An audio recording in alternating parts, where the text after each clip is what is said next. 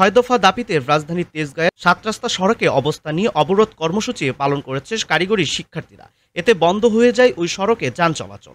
বুধবার বেলা 11:15টার দিকে শিক্ষার্থীরা ৭ রাস্তা মোড় অবরোধ করেন। এর আগে শিক্ষার্থীরা ঘোষণা দিয়েছিলেন বুধবার দেশব্যাপী বিক্ষোভ ও অবস্থান কর্মসূচি পালন করবে কারিগরি ছাত্র আন্দোলন, যেখানে সব পলিটেকনিক ইনস্টিটিউটের শিক্ষার্থীরা অংশ নেবেন। জুনিয়র ইন্সট্রাক্টর পদে ক্রাফট ইন্সট্রাক্টরদের অবৈধ পদোন্নতির রায় হাইকোর্ট থেকে বাতিল, তাদের পদবি পরিবর্তন ও সংশ্লিষ্টদের চাকরিচ্যুত করা, 2021 সালের রাতের আধারে নিয়োগপ্রাপ্ত ক্রাফট ইন্সট্রাক্টরদের নিয়োগ সম্পূর্ণ বাতিল, বিতর্কিত নিয়োগ বিধি সংশোধন, ডিপ্লোমা ইন ইঞ্জিনিয়ারিং কোর্সে যে কোনো বয়সে ভর্তি বাতিল, উন্নত বিশ্বের আদলে 4 বছর মেয়াদী মানসম্পন্ন কারিকুলাম চালু এবং ধাপে ধাপে ইংরেজি মাধ্যমে একাডেমিক কার্যক্রম পরিচালনা। উপসহকারী প্রকৌশলী ও সমমান 10ম গ্রেড থেকে উত্তীর্ণ শিক্ষার্থীদের জন্য সংরক্ষিত পদে ডিপ্লোমা প্রকৌশলীদের বাদ দিয়ে নিম্ন পদে নিয়োগের বিরুদ্ধে আইনগত ব্যবস্থা গ্রহণ। কারিগরি শিক্ষা বহির্ভূত জনবলকে কারিগরি সেক্টরে গুরুত্বপূর্ণ পদে নিয়োগ নিষিদ্ধ ও আইনানুগভাবে নিশ্চিত করা।